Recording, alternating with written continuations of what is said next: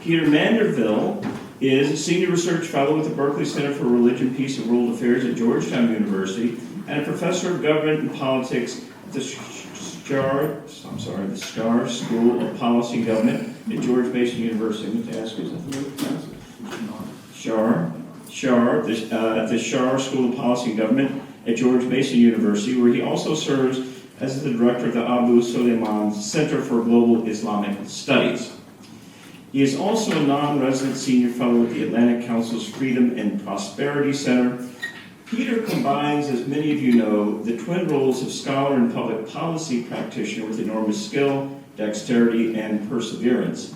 His research focuses on the intersection of religion and international affairs, and his primary focus, as many of you know, has been on Islam and the Muslim world, with publications such as The Geopolitics of Religious Soft Power, How States Use Religion in Foreign Policy, Wahhabism in the World, Islam and Politics, Global Political Islam, and Transnational Muslim Politics, Reimagining the Ummah.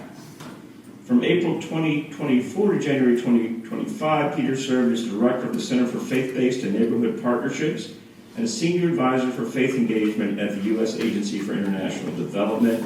From 2022 to 2024, as senior advisor on religion and inclusive societies at the U.S. Institute of Peace. Earlier, he was a member of the U.S. State Department's policy planning staff and as a senior advisor in the Department's Office of Religion and Global Affairs. I went through that list to make a point, which is that I mentioned Peter as a model, a point that speaks to Peter, but to many of us who are also in similar situation today. I mentioned that Peter is a model of resilience, determination, one current example of which is his leadership of the Strategic Religious Engagement Hub, SRE, which brings together many of us who have been shut out of the conversation in Washington, D.C. in particular, by political leaders for whom expertise is somehow a dirty word. SRE is the current equivalent of the perennially necessary creative reconstitution of the Fellowship of Scholars and Scribes during the Dark Ages. And Peter has been a leader for all of us in trying to keep alive that flame of expertise, bringing expertise about religion to foreign policy, even at a time when not everyone is welcome in the corridors of power. So we really look to Peter for his leadership and appreciate that. Kristina Stoeckl, who will join us in a moment, she's got a side gig today, which is running this entire conference, is a sociologist of religion and politics whose research examines how value, conflicts, religion, and democracy intersect in contemporary societies. Her work, especially her recent book, The Moralist International, Russia and the Global Culture Wars, and related articles, has influenced debates on culture wars, illiberalism, and democratic resilience. Her research has been recognized with multiple international book awards and major competitive grants. She engages with policymakers, civil society leaders, and media to foster dialogue on democracy, pluralism, and the role of religion in public life. Kristina is a professor. There she is. I was just saying you got another side job.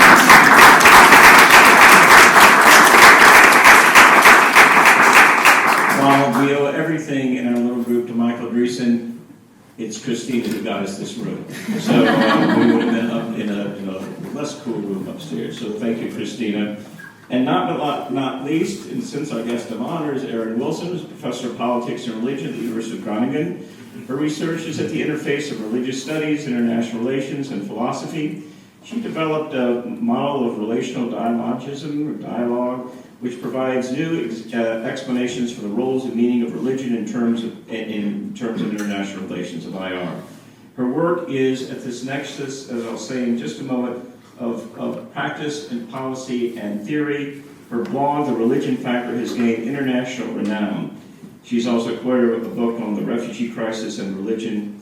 From 2012 to 2017, she was director of the Center for Religion, Conflict, and the Public Domain.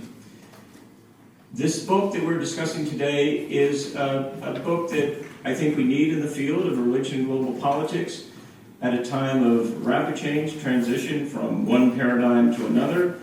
And it's a moment perhaps for renewing and improving our scholarship and conversations about religion. In that, religion and world politics is an attempt to reconsider the ways in which we sometimes in the past have used religion, the term religion, in a very inexact way, and the ways it needs to be nuanced, modified, reconstituted, and applied gingerly with great nuance across categories.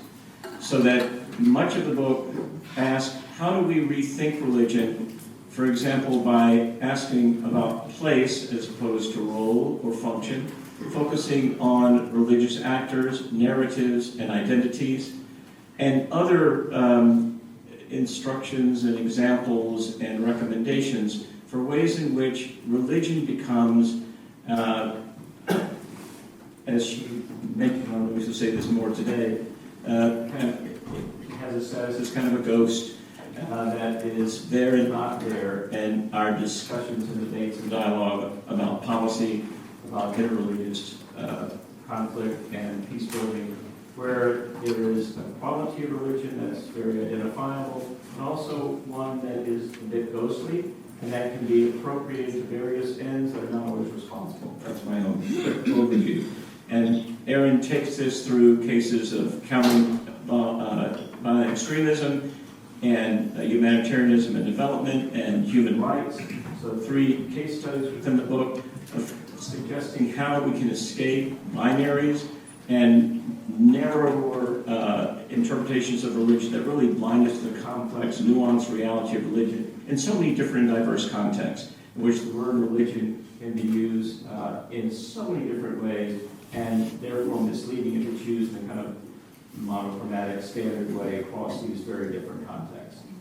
So we're going to begin with Professor Bettiza, and then Professor Stoeckl, Professor Mandaville, and we'll give Erin a final word for this first round.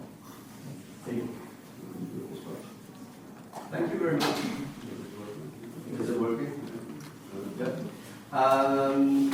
No, it's not working. Let's see.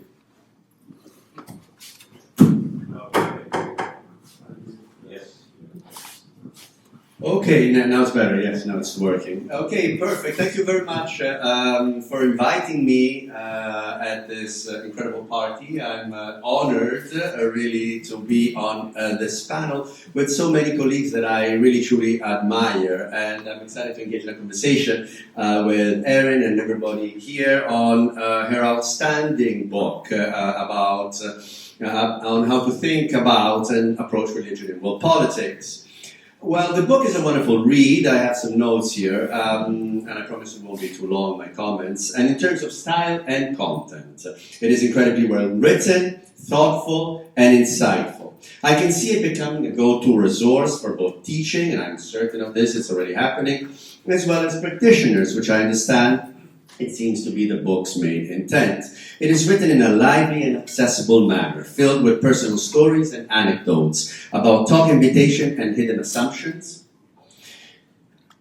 awkward interaction with policymakers over coffee breaks, and what goes on in Australia. It has an abundance of vivid examples, inspired reflections, and wonderfully clear and captivating tables and graphs. Substantively, the book pushes us to think very carefully and in nuanced ways at how we approach the category of religion in scholarship and in the practice of world politics. It goes against the prevailing secular approach, which tends to essentialize religion as a fixed thing out there, a transcultural, transhistorical phenomenon, let alone in some cases even a, dare say, a variable, viewed through binary lenses as either good or bad. Erin Wilson articulates in the book what she calls a critical intersectional perspective on religion, which emphasizes context, entanglements, and complexity. This last element is further developed and elaborated by calling for a recognition, A, that there's not a general religion, and was already mentioned previously, but religions with distinct traditions within them, and B, by breaking down the overarching religious category into distinct aspects, actors, narratives, and identities. She applies this framework to provide a different lens and take on three major and long-standing areas of concern when it comes to the place, not the role, she's keen to tell us this, of religion in world politics, conflict and violence, humanitarianism and development, and human rights and law. Overall, I believe she largely successfully moves the critical perspective on religion, or the constructivist, or however we want to call it, forward in important ways. Erin's book goes beyond efforts to deconstruct and problematize concepts. She proposes helpful tools for reconstructing religion as a worthwhile category of analysis and practice, and one that in fact continues to have carries important meaning and force in our modern world. I overall found really convincing and persuasive what Erin is doing, and do not have any major critiques to advance. However, in the spirit of generating some discussion and reflections, I'll put forward two wider observations, or maybe provocations, before briefly touching, if I have time, on a few other points by way of concluding. First, the absence of a clear definition of religion. The book does not give us a definition of religion. Although it is evident to me why this is the case, both philosophically and normatively, I'm interested to ask Erin to tell us more about this choice. After all, even if we say that religion is complex and contextual, that we ought to focus not on abstract category but on a concrete and lived religious actors, identities, and narratives, without an understanding of what religion is, how are we supposed to appreciate the religious character of such actors, identities, and narratives? In other words, I wonder if the helpful critical effort to reconstruct nonetheless still remains too anchored to certain deconstructivist quicksands to be entirely logically coherent. Second point, the book is rather critical and radical in its philosophy and politics, but if you will allow me, Erin, it's a little bit conservative with a small c in its substance and content. While it proposes an unconventional, or at least not mainstream, way to think about religion, it applies this understanding to very conventional areas of research and concerns: security, humanitarianism, and law. Again, I appreciate the reasons why this is so, namely the intent to reinterpret old issues in new light, particularly for the use of students and practitioners. But it would have been interesting to see the book adventure more in newer and uncharted territory. For instance, in the introduction, Erin gives us a fascinating example of a talk she gave at the US National Intelligence Council. She was asked to present on what, and I quote, "what happened with religion in international politics in the future." She decided to focus her remarks on, and I quote again, "the future of relationships between government and religious actors," highlighting that what governments and states did would have as much influence on the future of religion in global politics as dynamics on the ground, within and amongst religious communities, institutions, and organizations. This, the interaction between states and religion, is an area that many of us on this panel are especially interested in, including myself, as I have looked at the operationalization of religion in US foreign policy, and a forthcoming book on the entanglements between states, religion, and power.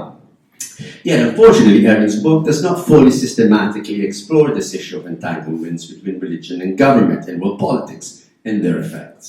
Another area where the analysis could have explored novel and original frontiers in thinking about religion was in the subcategories proposed. These are, again, somewhat conventional: actors, narratives, and identities. What about, for example, practices and rituals? And I know there's a little bit of practices there. Places and spaces, objects and bodies, networks and infrastructures.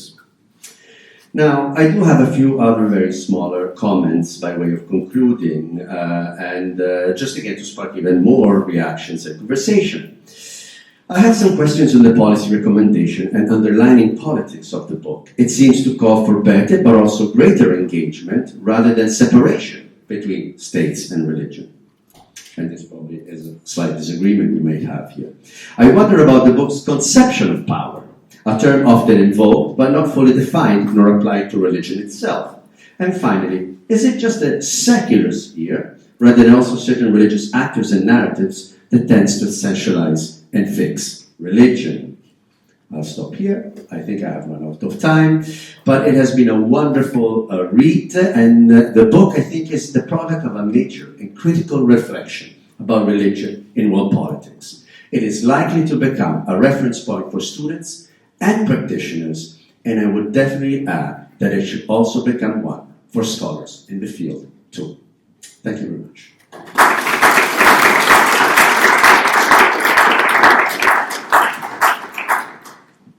All right, thank you. So now it's my turn. Well, thank you, Erin, for the book, and thank you, Michael and Scott, for inviting me to discuss it. I mean, I'm the non-IR scholar here discussing this book,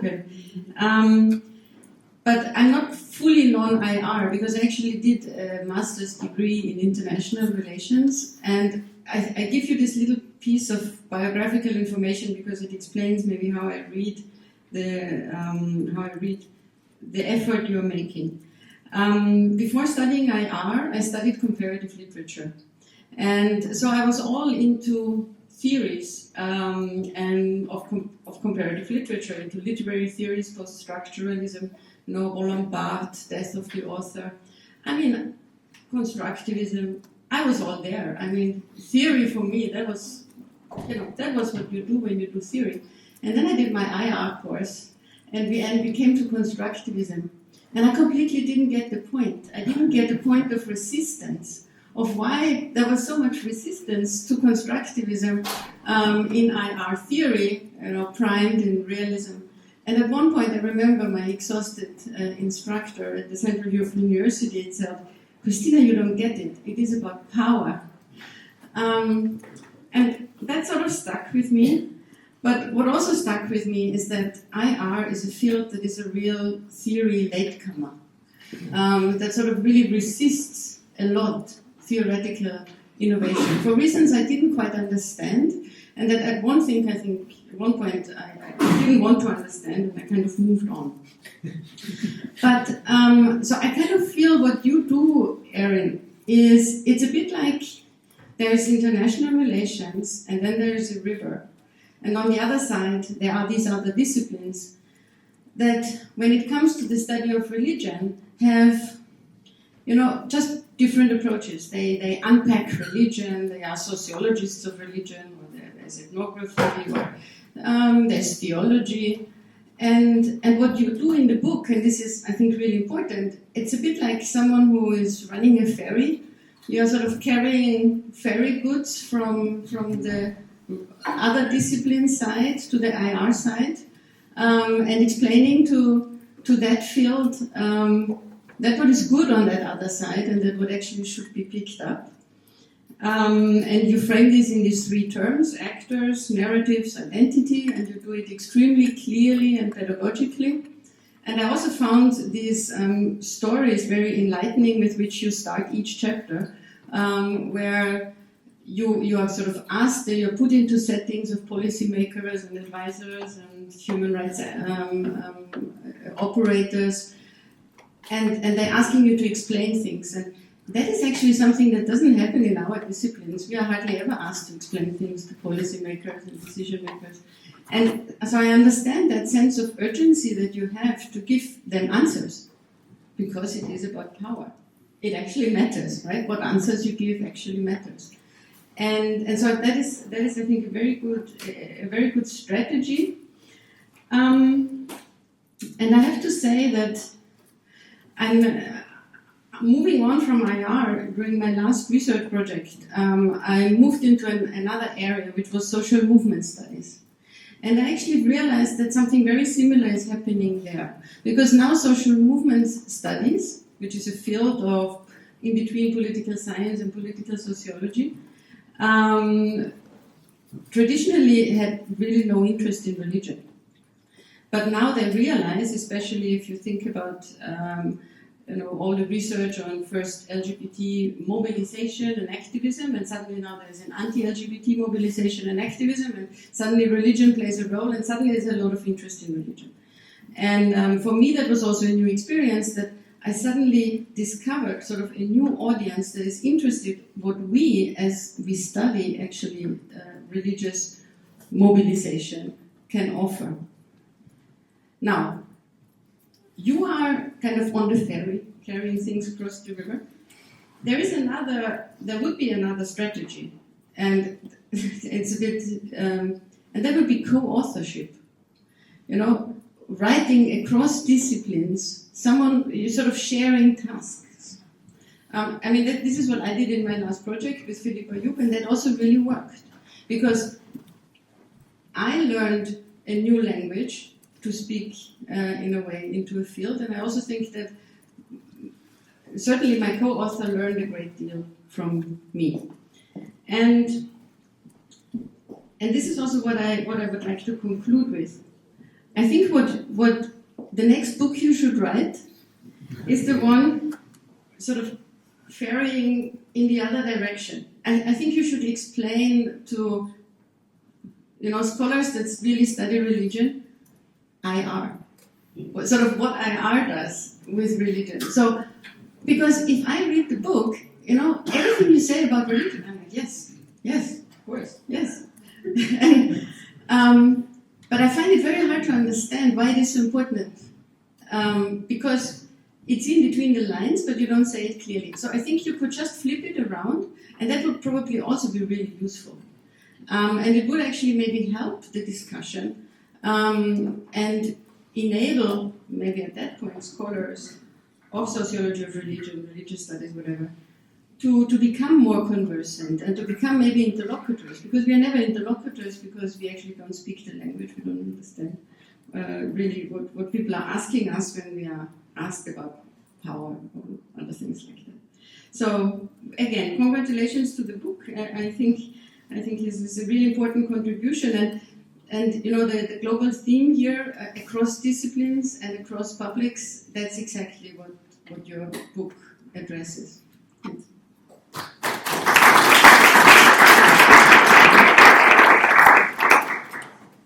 Okay, thanks very much, and good afternoon, everyone. Let me begin with a story. In 2003, shortly after the U.S. invasion of Iraq, the American Occupation Authority under L. Paul Bremer III confronted a basic political reality. One of the most influential figures in post-Saddam Iraq was not a politician, not a military commander, and not a tribal leader. It was Grand Ayatollah Ali al-Sistani. Now, this fact alone should have forced a moment of reckoning for the architects of the occupation. Here was a figure exercising immense political influence, but through forms of authority that were fundamentally illegible through conventional Western political categories. He held no formal office, but possessed a kind of social legitimacy arguably exceeding that of any formal institution in the country at the time. And yet Bremer, in what remains for me one of the great case studies in modern diplomatic religious illiteracy, reportedly refused to allocate more than 15 minutes for a meeting with Sistani. Worse still, he scheduled it for midday on a Friday. Now, anyone possessing even the most basic familiarity with Muslim religious life will immediately recognize the absurdity of this.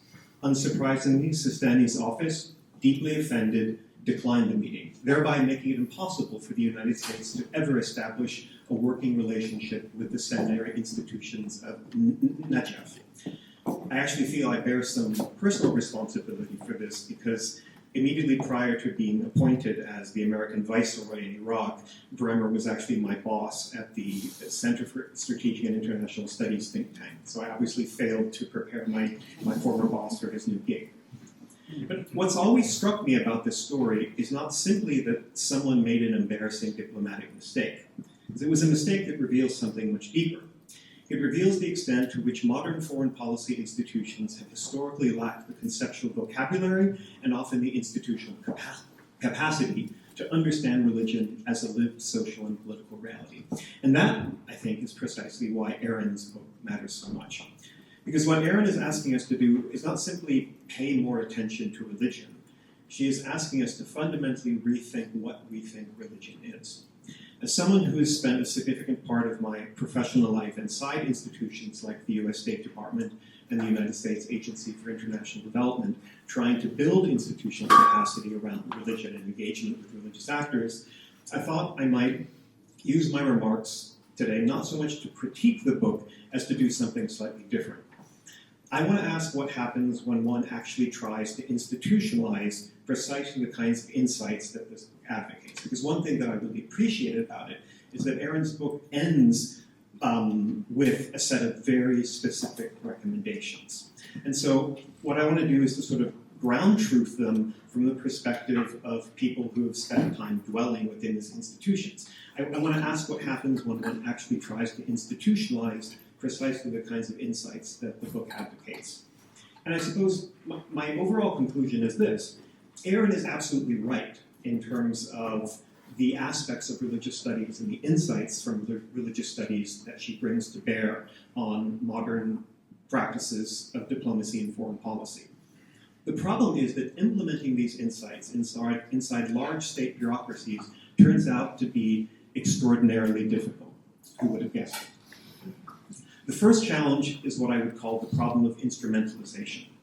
One of Erin's most important recommendations is that policymakers should avoid approaching religion through normative assumptions, that religion is either inherently good or inherently bad, and instead treat it simply as a social phenomenon requiring understanding. I could not agree more. The problem is that governments are structurally incapable of doing this. Bureaucracies do not study things because they are intellectually interesting. They study things because they believe those things can help solve policy problems. And so religion quickly becomes instrumentalized. It becomes either a threat vector, terrorism, violent extremism, sectarian conflict, or it becomes a policy asset, faith-based organizations delivering development outcomes, mediating conflict, promoting peace building. Both approaches share the same underlying flaw. They begin not by asking what religion actually is in a particular context, they begin by asking what religion can do for us. So I would argue that this has been one of the defining limitations of governmental engagement with religion over the last 2 decades. And so all of us who have worked at this intersection of religion and foreign policy have gotten used to hearing the mantra, you mustn't instrumentalize religion. And we all hear that and we all nod. I reject it. I completely reject that insight, simply because policymakers cannot but instrumentalize. It is their job. If you ask them to not instrumentalize, you are asking them to operate outside that which constitutes them as bureaucratic functionaries within modern governance apparatuses. I think when we say that, what we usually mean is that we should avoid exploiting religious leaders, or we should avoid exposing them to undue risk or harm. Those things absolutely make sense to me. But to simply say you mustn't instrumentalize religion and to start a conversation with policymakers with that insight or claim or recommendation, I think will make your basic engagement essentially dead on arrival. Second, Erin rightly argues that policymakers must move beyond what she describes as the usual suspects, the tendency to engage only formal religious authorities while overlooking women, youth, marginalized communities, and alternative forms of religious authority. Again, I think this is exactly right. But here we encounter what I would call the problem of bureaucratic legibility. States engage actors they know how to recognize. Diplomats know how to meet bishops. They know how to meet grand muftis, sometimes. They know how to meet patriarchs, denominational leaders, and formal institutional hierarchies. What they do not know how to engage are diffuse forms of authority. They struggle to understand informal networks of women religious leaders. They struggle to understand youth-based religious mobilization. And they are especially poor at recognizing forms of religious life that do not resemble institutional religion at all. The irony, of course, is that the actors easiest for governments to engage are often precisely those least representative of how religion is actually lived and experienced on the ground. And this brings me to what I think is perhaps Erin's most important intervention, the emphasis on what scholars of religion have come to call lived religion. For a brief period between 2013 and 2017, the US government undertook what I still think was a genuinely remarkable experiment, and I was very fortunate to have been part of it. The creation of the Office of Religion and Global Affairs at the US Department of State represented an effort not simply to engage religious actors, but to directly import insights from religious studies scholarship into the machinery of foreign policy making itself. We literally had scholars of religion working inside the system, people trained precisely in the kinds of approaches that Erin advocates in this book. And yet, we quickly encountered a very difficult question. How exactly do you translate lived religion into bureaucracy? How do you convert it into diplomatic reporting? How do you operationalize it in development programming? How do you incorporate it into procurement systems, embassy reporting cables, project design frameworks, or monitoring and evaluation metrics?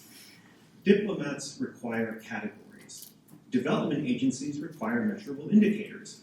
Large bureaucracies require standardization. But lived religion, by definition, resists this kind of neat categorization.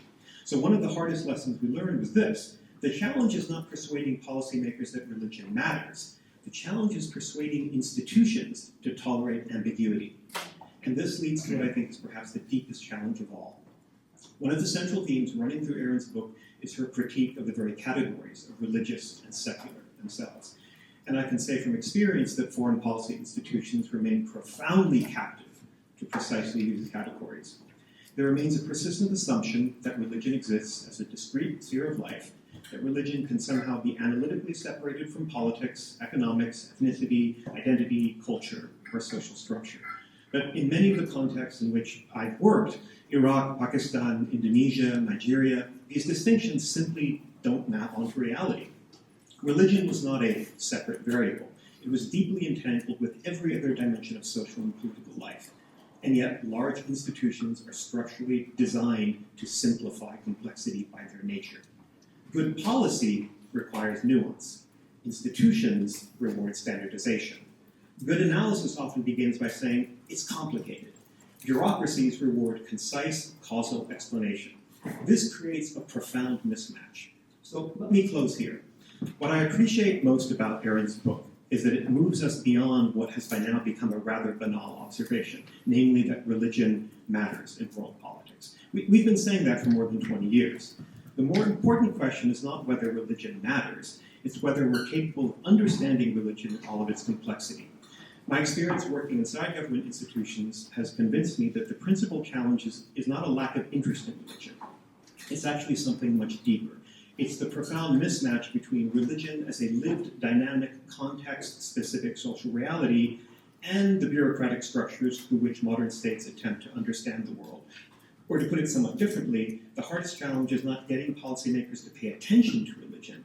It's persuading institutions to stop demanding that religion becomes simpler than it actually is. And to my mind, that is precisely the challenge that's laid bare before us in this extraordinarily important book. Thank you.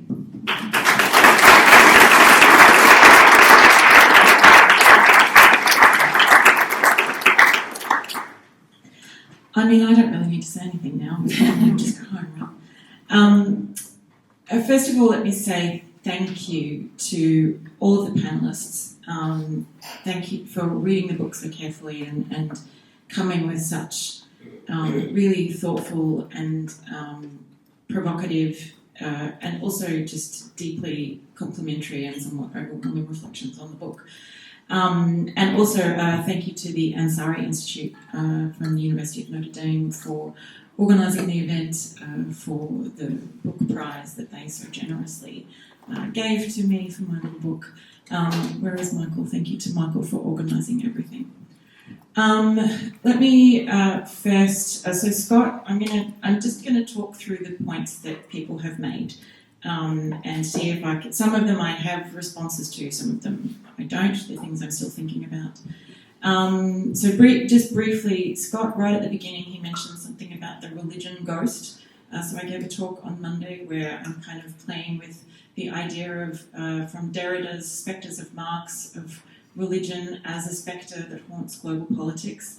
And those remarks are probably going to be published in the next little while on the Contending Modernities blog. So if that idea intrigues you, keep an eye out for that. I had fun playing with that.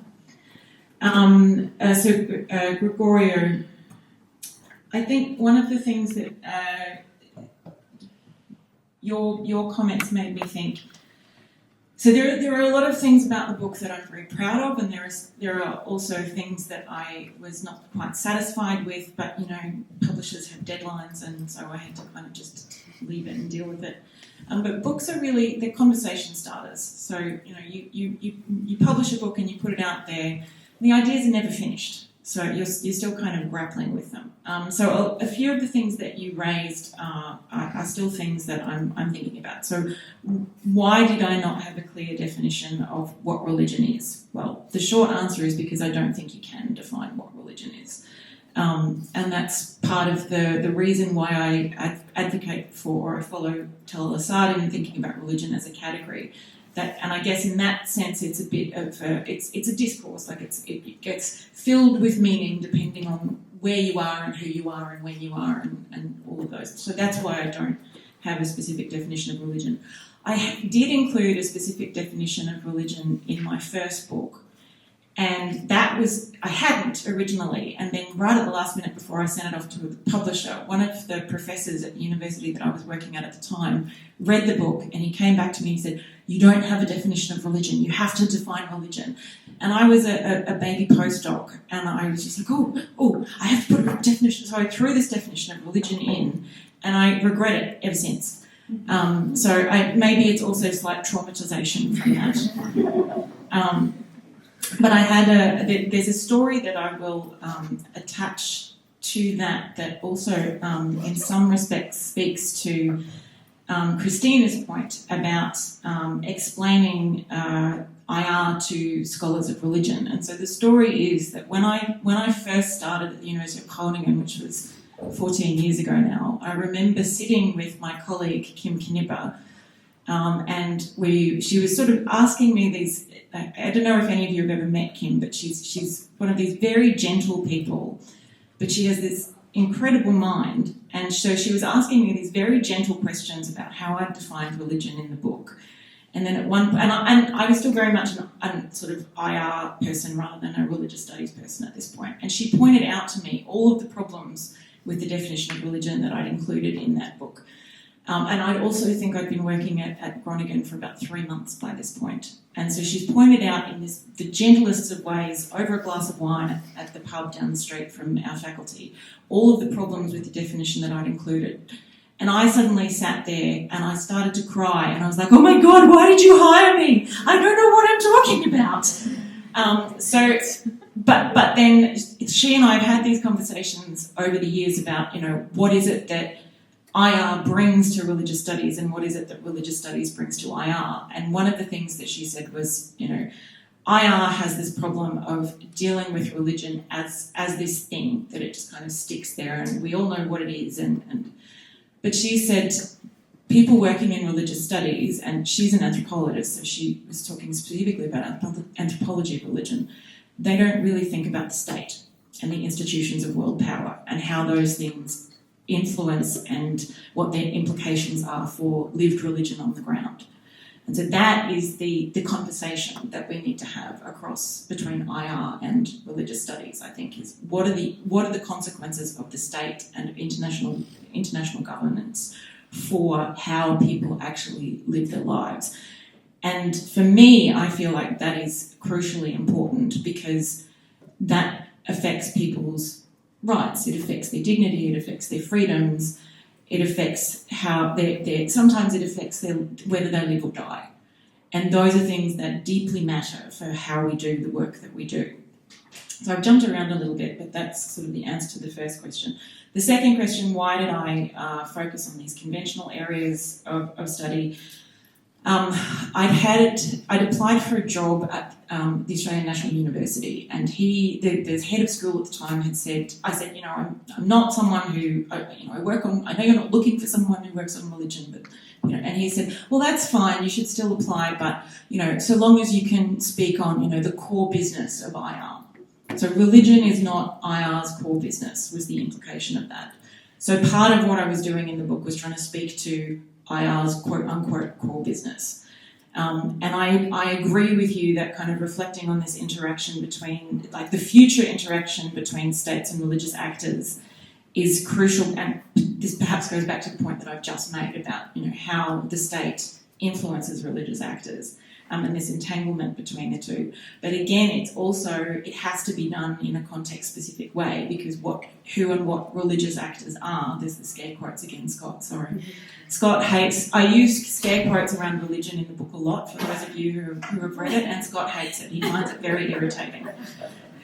So my apologies to you if you also find it irritating, but we have to somehow indicate that this term religion, we don't know what it is and we don't all agree on what it is. And that is the best way that I've come up, or that I've got for doing it so far. I personally think we need new language for this, but I also have not come up with the new language yet. So we deeply need to move past the secular religion binary, but it's what we have, and it's what people outside of the study of religion recognise and can work with, and that is kind of, I feel like, what we need to do when we're trying to change the way people think about religion, is to at least meet them where they're at and start with what they understand, which was also basically how the book itself developed.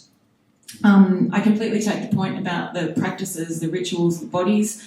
To me, I tried to include those under the category of, well, the practices and the rituals I included sort of under the category of narratives. I played around for a long time trying to decide what to call each thing. And, I'm not entirely sure I'm happy with them, but it was the best that I came up with at the time.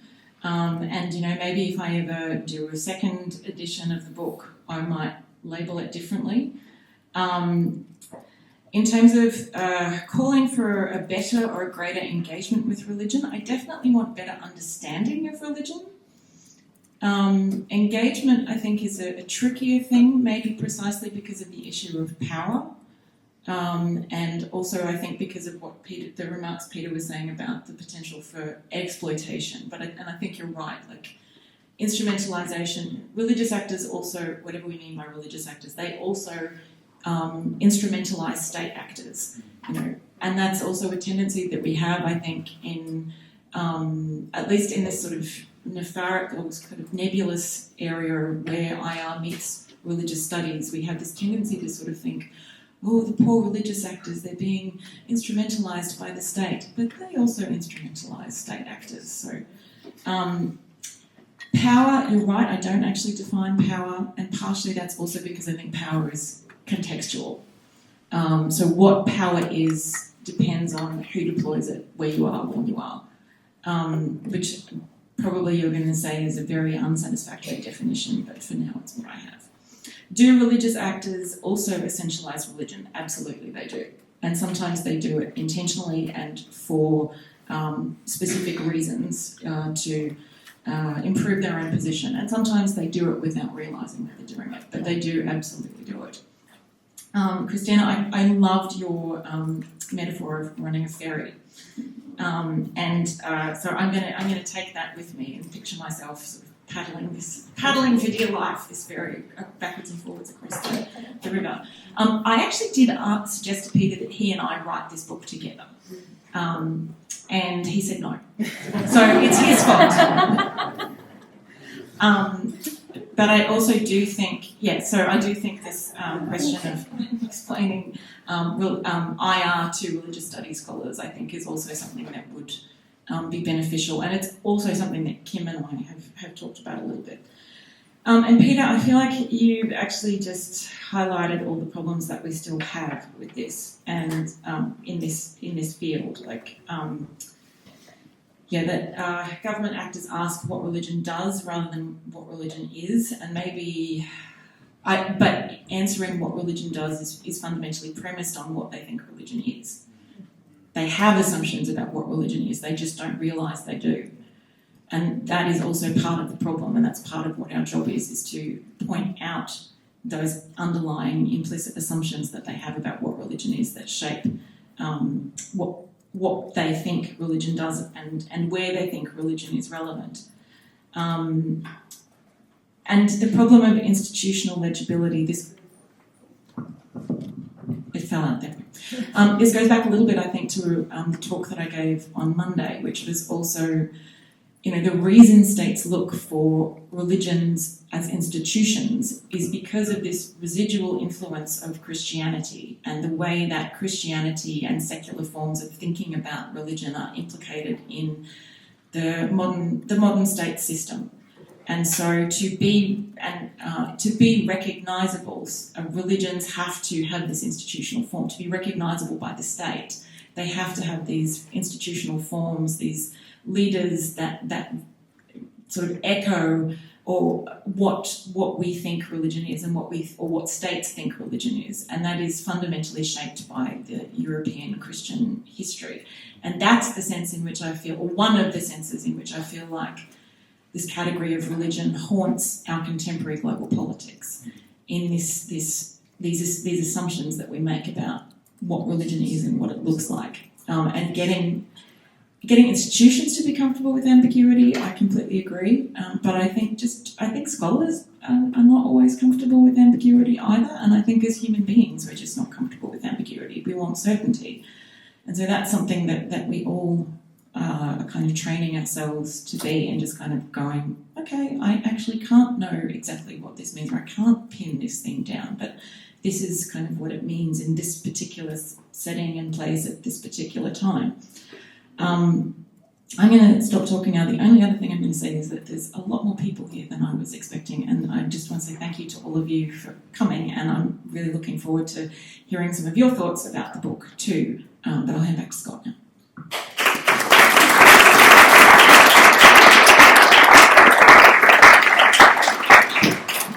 Do we really only have one mic for the session? Probably. It's okay.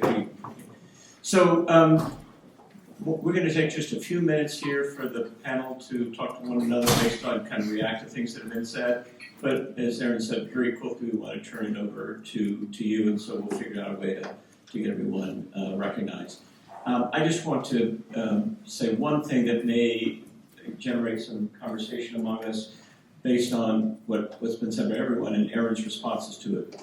I wonder if there's a middle ground, and I'll tell you what I mean. I am one who believes that certainly as scholars, but especially as teachers, I at least feel an obligation when the opportunity presents itself to also educate policymakers and have public-facing scholarship as part of a teaching mission. And the book clearly takes them on as well. I mean, the book starts with the frustration with interacting with policymakers and trying to move them off the dime of, I want this definition. But I wonder if there's a middle ground, because we all just wince with the Sistani example, and we could all give many other examples. And the power dynamics are so important, as has been said, for lived religious experience, for people on the ground, to ignore them and not try in some way to temper some really foolish decisions by people who hold such tremendous power. And in this case, the death and destruction of just a misunderstanding like that, and the series of uninformed policy by our government. So, my question is this: can we find a way, without completely capitulating to the illiteracy of bureaucrats, of policymakers, who really are looking for, a function they want to help religion to help solve a problem, they want them to be nuanced? Is there a definition, quote unquote, or a way to present religions, the ambiguous elements of religion, the fluidity of it, but still in such a way that they understand that on Friday afternoons Muslims pray at the mosque? So that even though we are all a little bit wary of saying religion is this or that, with at least some of the major religious traditions in the world, and again, no attempt to cluster or to conflate, there are certain definable characteristics at a very fundamental level that policymakers are not aware of. And we need to find, I think, a way of talking about religion and not defining it in a way that makes them think we've got it down pat, that preserves the nuance to some degree, but at the same time is 101. And I'm not sure how to do that, because I've never been in a situation you have where I have more than 15 or 10 minutes at any given intervention with policymakers to say anything. So giving them a seminar on the nuances of religion, in scare quotes or not, is not possible. But I still don't want to mislead, and I don't want to oversimplify. I want to just get right to the point, recognizing what their expectations are and their parameters of understanding are. And getting that formula right, I mean, again, you've had probably more experience than anybody in this peer, but anyone who wants to suggest how we can not capitulate to an unnuanced idea of religion, but still fulfill an important educational function as scholars of religion. Anybody? Yeah, please.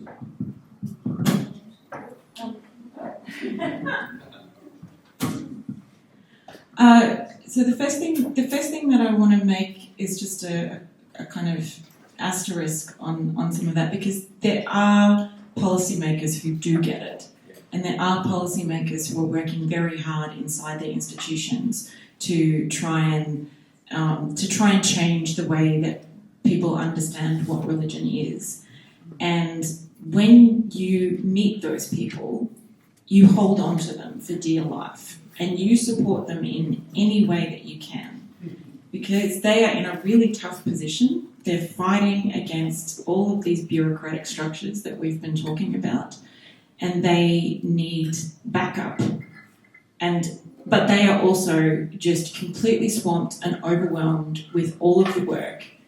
And so you just keep reaching out to them. And if they don't respond straight away, just keep emailing them. And if you have something that you think might be useful or helpful for them, just send it along. And they might not respond, but I guarantee you they appreciate it. So because I know that from experience. The other thing that I wanted to say is the book was actually developed out of teaching for people, specifically out of teaching Defence Force personnel for NATO Defence College. And the first time I got asked to give this talk, I got into a quite detailed discussion about secularism and the way that secularism shapes how we understand what religion is. And I lost them. They just were not like that. And by the end of my 45 minutes, I was still getting questions like, well, wouldn't the world just be more peaceful if we got rid of religion? And then I thought, okay, all right, this obviously didn't work. I need to rethink that. And so that was how I developed what is in the book, is by testing it out with different audiences and seeing what works.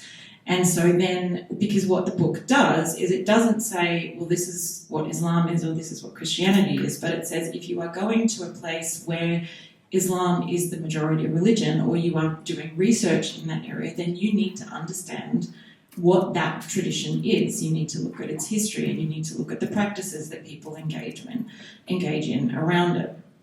And that seems to work. That seems to be something that people, because I've given this, so I gave the talk for NDC, I think in the end about 20 times. And I've since given versions of that talk for the Dutch Foreign Ministry, the Australian Foreign Ministry, the European External Action Service, and they all really appreciate it. The FCDO as well.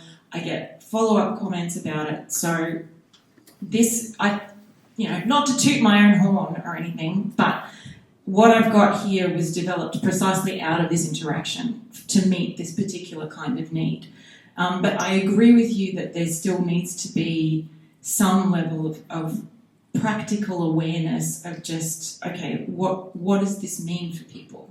That's kind of the lived religion, where the lived religion component comes in as well, I think, to understand, okay, people living in this place, they go to mosque on Friday, or they go to church on Sunday, or they go to temple on Saturday, or they go to temple every morning, or, whatever. So,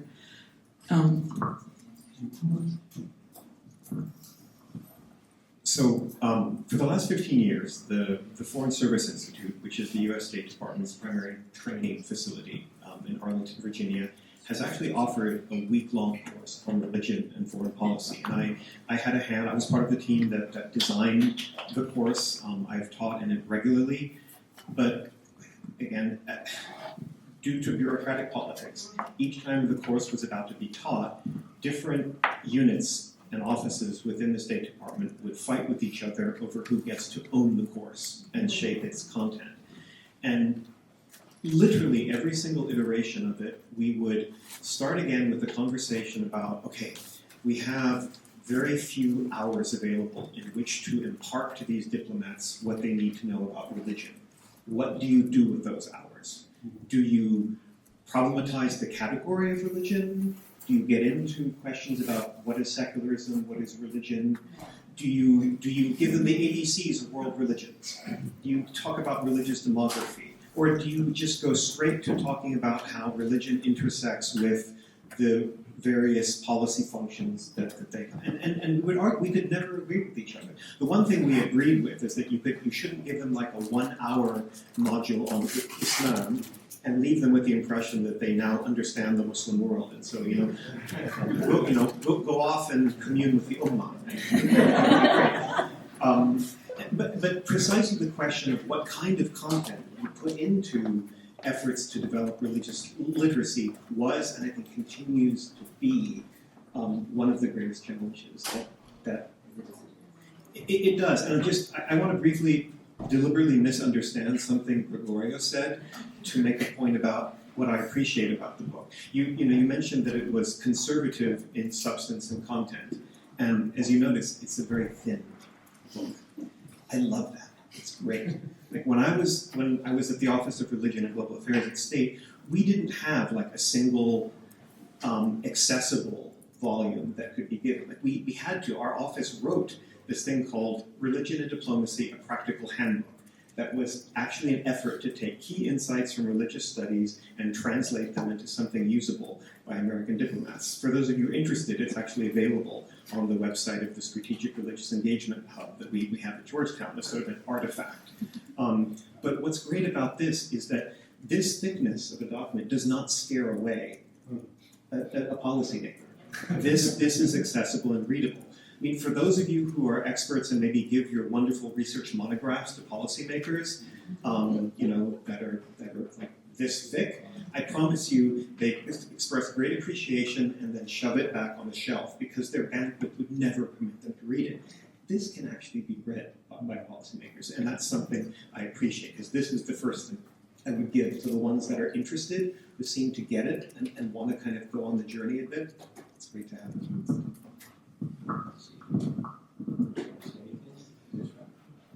I just, you took me too seriously. You answered every single point I made, and I was not expecting that, but thank you about that. I don't want to talk too much. I have comments, but I want to let the audience. I just want to say one quick thing. I think sometimes in our conversations of trying to explain to people scholarship, I sometimes have the opposite problem of not that people don't know what religion is, but that they're actually convinced they know what it is. And I mean, especially here in Italy, I noticed that because I do research on the Orthodox Christianity, but the moment I speak about religion, just everyone hears Catholicism, but they don't even realize that what they hear is Catholicism. I mean, just that's anecdotal, but I had such a hard time to explain to Louis University that the Europe, that yes, that the religion is not religion. Exactly. So they had a very hard time to understand that the European Academy of Religion is not about the Catholic Church. They kept saying, a cardinal will come, and they said no. And so that's kind of the opposite problem. But I just want to push you again to write a book to explain EuARe to religion scholars along the lines of what Peter said. Because what you said before, all these things that diplomats and foreign policy scholars do, you had this long list of memos, lists, whatever. I mean, because the fact is, I have a hard time to understand where a more complex understanding of religion gets lost in the process. Because there is a foreign policy process. So where in the process does it get lost? And so that would be really a good story to tell. Sure. Let's do very quick. Yeah, I just wanted to echo that the problem is not that they don't know what religion is; it's that they think they do know what religion is. And the way that I usually start my trainings is that I actually ask people to say, "So what is religion?" And then I write everything that they say up on a board, and then I kind of point out, okay, so it's a community. So does that make nationalism a religion? And I subtly point out all of these other things that could also meet the definition that they've given of what religion is. And then you see them kind of, and that's, so you get them like, that is where you kind of get them to realise, okay, I actually don't really know what religion is then. But yeah, so Peter's also just said that he and I are going to write that book together. So. Okay. You witness to the Okay, let's open it up. Are you going to take the? I can. We don't have a microphone. I'm going to pretend to give it to you, and then you're going to shout your question. You're gonna. Sure, I'll go ahead. Okay. You. I mean, from this tiny anecdote, the real issue for me is not the fact that he didn't know that Friday is a Muslim day of prayer. That he didn't know that Sistani had real power. It is the problem of realpolitik that they know what power is. That they think that when Stalin says how many divisions does the Pope has? No divisions, so no power, right? Or the power comes from the barrel of a gun. As long as you do that, of course, the power of the powerless, the power of, basically, the power of the sacred, the power of the sacred, the power of charisma. I mean, this is obviously only when it becomes real in revolution, of course. And then suddenly they're surprised. Professor Casanova has a booming voice. Jethro, did you hear the question? You did. Good. Okay. Then I won't need to repeat it, but we'll keep track of it and respond. Yes. Project. Project Ulrich Nitschke from Bonn. When about 12 years ago, some of you together with us in the back or in the front, launched the International Partnership on Religion and Sustainable Development. What frightens me the most as the founding director of PARC is that I'm constantly hearing that religion matters. I would agree, and I'm terribly sorry that we were so late to listen to the panel from the beginning. But what I'm missing is the forms in which we discern together from academics, practitioners in the field, in development cooperation, in foreign service, in you name it, the UN, whatever. In those times, with Professor Azakaram, we developed a model with UN officials, FBOs, faith-based organizations. Peter will remember, you as well, and people from the ministry, from the secular, from whatever world, coming together for 3 days and discerning together why religion matters and how, and went through case studies and learned from each other language, deeper understanding. This is all gone. And my question to you, as so amazing scholars and thinkers, is why did we lose all that in the last 12 years? Or maybe I'm mistaken. I feel due to militarization, to securitization of almost all societal discourse, we are not even talking the things we talked 12 years ago. So I'm a bit lost in this world, honestly. Maybe you can help me. That's the reason we came. Okay, we'll collect a few questions and then we'll pass the mic around. So that question is, what have we lost over the last decade or so in terms of efforts to bring together from different perspectives, policymakers, scholars, practitioners? That was a rich experience for you in those sessions. Where has it gone? Why is it no longer available to us? Yes. Well, thank you very much for this rich panel. My question is, on the very different levels. I completely agree with the bureaucratic side. But the other thing is that haven't we internalized a certain secularization thesis in the West, which makes it very hard for us when we come to other places to overstep that. You said in your, we still have this Christian rest, so to speak. I think it's more than a rest. It's a whole history which we have, which we cannot step out without losing the ground we are on. If I come to the Muslim world, or if I come to India, I'm taking India now. Everybody is religious in Kerala. You have the Hindus, and you have the Christians, and you have the Muslims, who all name their stores according to saints or gods or whatever. And suddenly you understand, I'm coming from a secularized world. And the same happens in the Islamic world. So how do we, the first thing for me is to recover the idea that religion and religion itself is a Western term. It's a way of life. It's a way of life of a specific group which has developed it in many, many different forms and debates and so on. And we are coming in from the outside.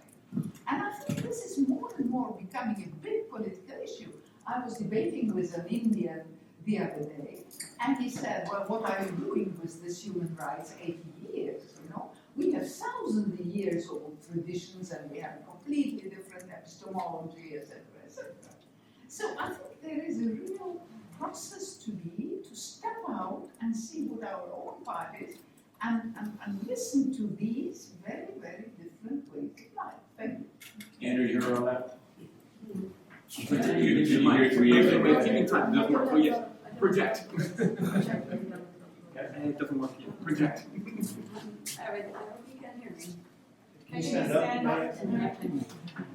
I genuinely don't have a voice. I first wanted to thank you so much for writing this book. My students are absolutely loving it. I put it in week 1 of our Religion and Conflict Masters, and it just set the tone for the year. My question for you is really about the things that we can't quite move if we very need to have Kristina Stoeckl's example. And I'm thinking of a law where certain categories are not only fixed, they're also in a very particular way fixed in different countries.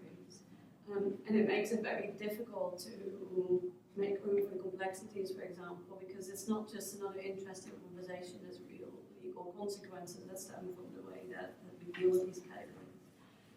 So I just wanted to ask you what your reflection is on the sort of things that can't quite be moved or shaken up, and that's of course true for certain policy mandates, that's true even for areas within an foreign office where people can work on one thing but not on other things, and it's very strange decision making sometimes.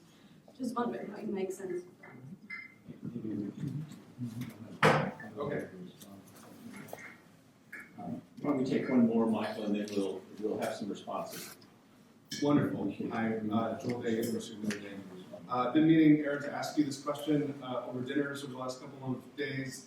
But it really builds on a couple of the comments about power and about the state bureaucracy, nature of the state. It seems to me like the agency that is most likely to treat religion with this sort of ambiguity that we're talking about, relationality, and deep constitutive understanding of how religion, quote unquote, operates, are like clandestine agencies. CIA, M6, Mossad, much less likely to be like a diplomat, consular affairs person somewhere, but the people that have deep familiarity with how interests are constructed socially, and that they're really comfortable with nuance. Like the clandestine agencies are very comfortable with the arguments that I've heard today. So I'm unsure how understanding religion actually changes state behavior. Couldn't it just make the state more competent at being a state? Okay. We have answers.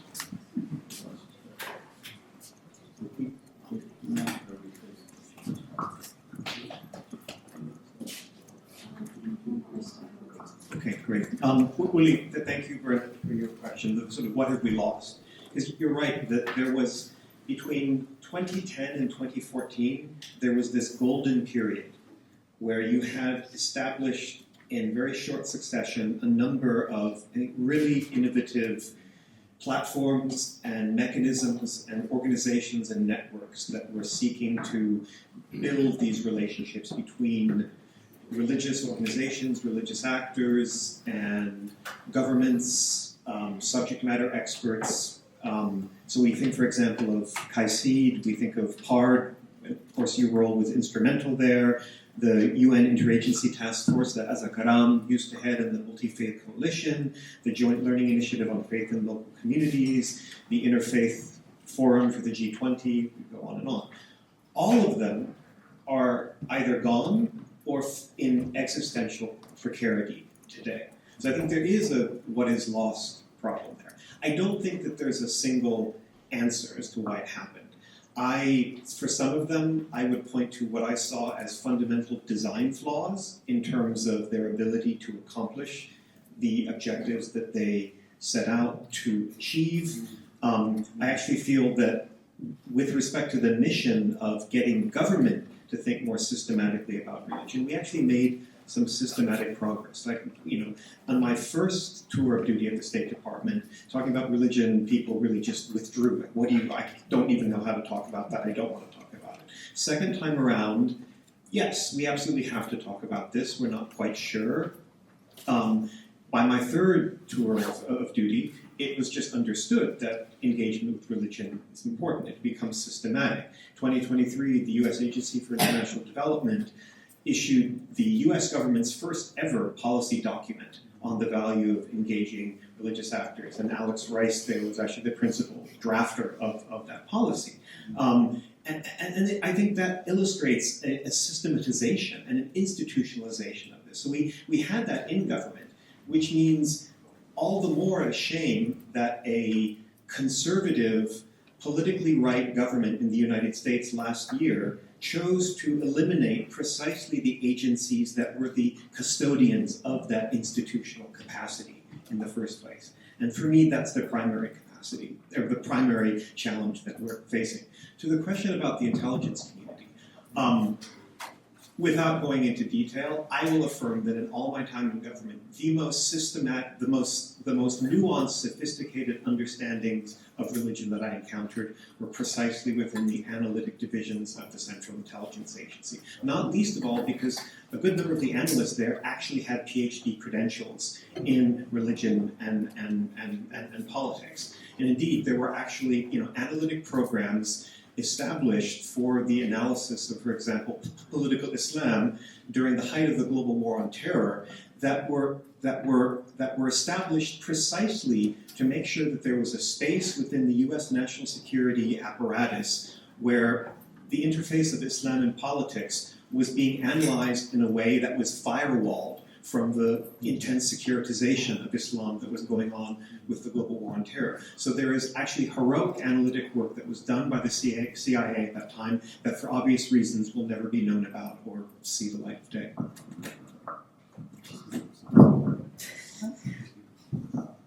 Thanks, Peter, and thanks everyone for your questions.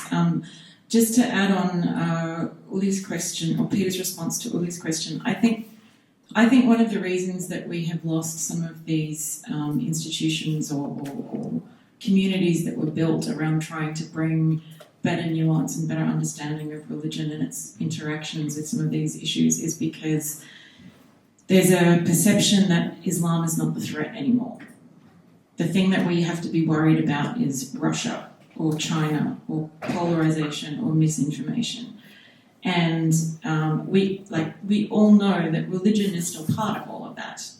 And there was a great book done by Daria Ina and John Esposito back in, I think it was 2019, where they they pointed out the connections between the overemphasis on Islamism, the obsession with Islamism as a security threat, and the rise of white Christian nationalist extremism.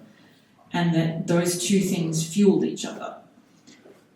And we still, that's still a threat, and that in some degrees is related to the threat from Russia and also to the threats of misinformation and polarization. But for various reasons, there's a perception that religion doesn't matter there.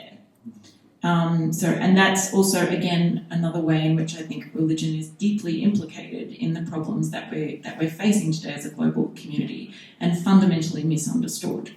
So I think that so a lot of the practical reasons, budgetary reasons, but I think that development is a core part of the reason why there's less interest in religion these days. In the question of different, the internalized levels of secularization thesis, absolutely. And what I find really interesting, and I think I can't remember who it was, someone said this, I think, during the Notre Dame workshop the last few days, but a lot of younger students coming through now are actually very interested in the topic of religion, precisely because they haven't got this inherited secularist bias against religion that a lot of people of my generation and the millennial generation had. I also don't like talking about generations in that way, but that's another story. And I do think it's really important to recover the idea of religion not as something private, but as something that, it's a worldview, it's an ideal, it's an ontology, it's the way of it is how the world is, and that is, I think that's for me. That's what religious literacy is. It's about helping people to understand that this is a way of life. It's a way of being, as is secularism. That is also a way of being. And then, Marietta's question: how do we deal with the things we can't move? That's a really good question and a really tough question. And I think that partially some of our efforts have been, where are you? There you are. Some of our efforts have been so focused on getting policymakers to pay more attention to this and have more nuance with it. But we should actually also be talking to lawyers and judges. And we need to be doing some of this kind of training with them as well. So maybe I need to write a version of this book that explicitly deals with law. Or maybe you and I should do that together. Okay. Because I think there are things like law is there, but law is very open to interpretation, and it's in the interpretation that there is room for us to make some changes. And then, Joel, your question, couldn't more nuance actually make the state more effective at being a state? I think yes, but that doesn't, and the impression that I got from your question is that you see that as fundamentally a bad thing, in that the state becomes more, surveillance, more of a surveillance state, which I think is a definite possibility. But what if the state also became better at being a welfare state? Like maybe that's my pessimistic idealism coming through, but that is also what a state is supposed to be. So it all depends on how the nuance is done and brought and the kind of state and I think there's obviously space, and states are always going to act in their own self-interests, and states, when they're coupled, they're always going to try and exploit to a degree, but there are mechanisms in place where we can push back against that, and that maybe in the policy arena we can also use nuance to improve and make people's lives better and make the state more responsible, not just more exploitative.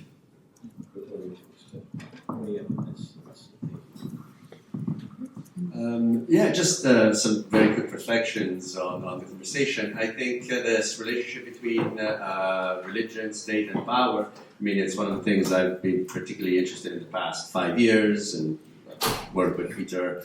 It seems everybody's been working with Peter on the geopolitics of religious soft power, and sort of developing. Here was mentioned the sacred and sort of a concept of sacred capital. So I'm plugging a little bit, hopefully for a coming book. Let's see if all goes well with the sort of proofs and all of that. But in fact, I kind of actually I'm a little bit uncomfortable actually about the example of Iraq. For example, I was very much against the war in Iraq, and was not there cheering for the U.S. to fail miserably, but at the same time, maybe the US could have occupied Iraq better and could have stayed longer and could have promoted democracy better in the Middle East and could have. So this is some of the ambivalence I often have when I'm thinking about the entanglements between religion and politics, the same way we see them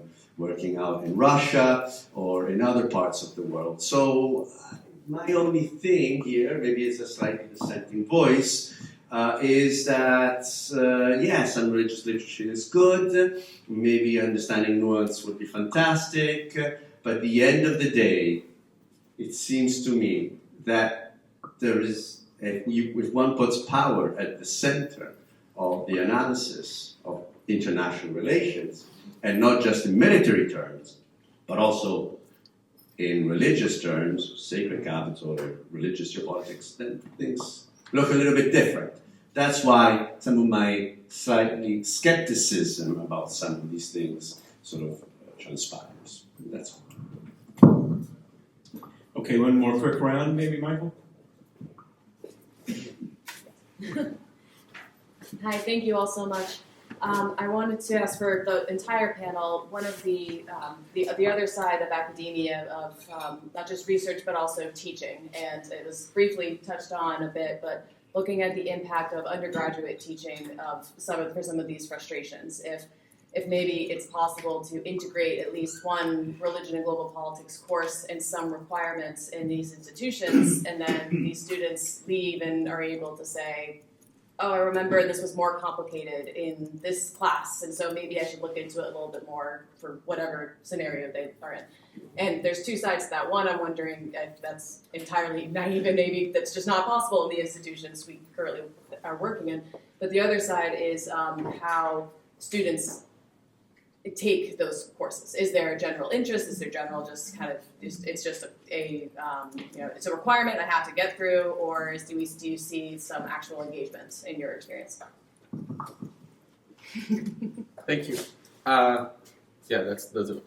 Okay. So about the comment on the need to address the law and the lawyers, and this is very, very important. Every time I tell someone that I work in law and religion and I'm doing a PhD on international religion, I always see the same question: what do these two have to do together? And that's really sad, because it's not only the lawyers at the local level that don't understand the importance of religion interacting with religious leaders, changing the laws and understanding the dimension of the law, but also the international lawyers and people working in the UN and international courts that don't have, every time they come to us in the Arab region, for instance, and they tell us, why can't you just raise child marriage to 18? And they think that this is something that it's a click of a button, and like people don't understand the religious dimensions of these things. They don't understand the religious dimensions of blasphemy laws, of personal status laws, of women's rights, and they just think like let's just implement CEDAW in a way. And they don't understand that countries have religious specificities that need to be taken into consideration. So adapting a full book for the law and human rights law specifically, I think that would be a service for all of us. And anyone, I think, that works in the field would be very happy to support you in that. I'm not. Thank you. So good afternoon, everyone. George from Bologna University, Lisbon.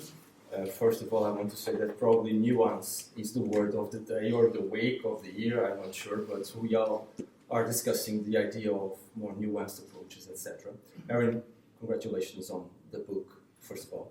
And my question is about religious literacy, because as you said, after being literate, the policymakers said, well, probably we should destroy religion or just wrap this up and start another thing. So my question is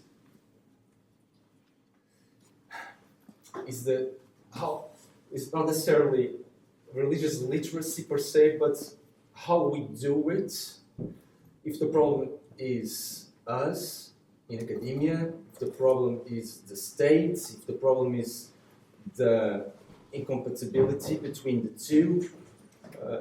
So basically, if the problem is not necessarily religious literacy, but the way we practice that kind of religious literacy. Thank you so much. We have a couple more questions here.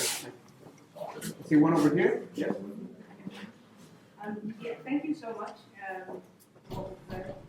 I wanted to just push a bit further on this question of internalized secularism and asking, in a sense, and it's been mentioned before, we are also secularism is leading to a specific ontological and epistemological paradigm. And at what point where is that being challenged? Because otherwise we will reproduce the same thing in our efforts for religious literacy. And on the other hand, is this where the global south, with its different worldview and often different ontology and epistemology, can they help? Is there other efforts and conversations on this level? Thank you. So I'm a very quiet voice if you can't hear these waves. This is a very left field question, so feel free to ignore it. But I do lots of interreligious dialogue work with students, and I'm just thinking about, the things we talk about when it comes to what are the skills you need to learn to do interreligious dialogue effectively that are more like personal qualities and so on. But also what interreligious dialogue teaches you about things that have nothing to do with religion, but just stuff we talk about. People with different worldviews coming from different places. The very tenuous link for me is thinking about, think about the diplomats who you were talking about, Erin, who you need to kind of hold on to. What are the diplomats who really get this already what is it about them that means that they can? And what is it about, whether we call it religious literacy or whatever language we want to use, what's that going to encourage people to do differently in other aspects of their work that have nothing to do with religion? Yeah, PhD in anthropology. I'm just to say something very quickly in response to Alex's question about teaching, because and then there are a number of good questions, and then we'll go around them. This is linked a little bit to when Kristina was talking about people assuming that the European Academy of Religion here is about Catholicism. So I teach a course at Notre Dame, an undergraduate course. You mentioned undergraduate courses. That is an optional required course for all undergraduates. And it's called Catholicism and the Struggle for Human Dignity, a Global Survey. So here's a Catholicism course at Notre Dame where 85% of its students, it's like bringing coals to Newcastle. Well, not quite. Because they know what Catholicism is, and in some cases they're fairly literate.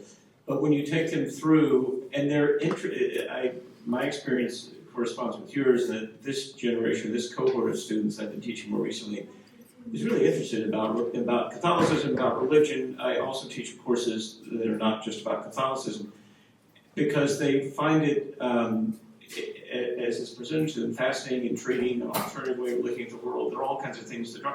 And even those Catholics who see Catholicism, we go from the French Revolution essentially to yesterday, but it's a pretty intense, dense study of the history and the complexities and the nuances and the ambiguities, and it breaks down their sense that religion is just, pretty easy catechism stuff. And that in itself is a little modestly useful thing, because the kind of other students we're teaching elsewhere, they're so gifted, so sponges, absorbing things and having a critical take on them. And that is a little bit of glimmer of hope for an approach to religion that is not confined to these binaries or these traditional categories. So all for teaching and teaching well to undergraduates. We have many other questions on the table. Something very quickly on teaching. I published a forum with Justin Cesari, David Buckley was mentioned before in the panel, Jeffrey Haynes, and a few others, Nuket Sandal, and it's reflecting on teaching religion and global politics. And what really came out, which is super fascinating, is how context matters so much. One thing is teaching religion and politics in Kentucky, another thing is teaching it in Buckley, another thing is teaching it in London, and actually in East London as well, for any of you that know a little bit about fun.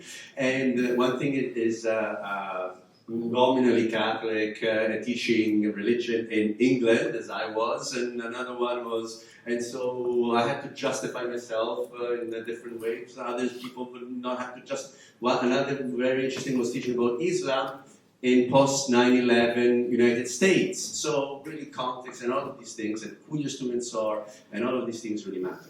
I think institutions are very interested. The ones I've worked for, which are all very sort of standard public, Exeter, and now University of Bologna, very, very, even at LSE when I was doing my PhD, very open to this, very interested. So I personally never felt there was any resistance. Actually, there was a lot of interest and a lot of curiosity.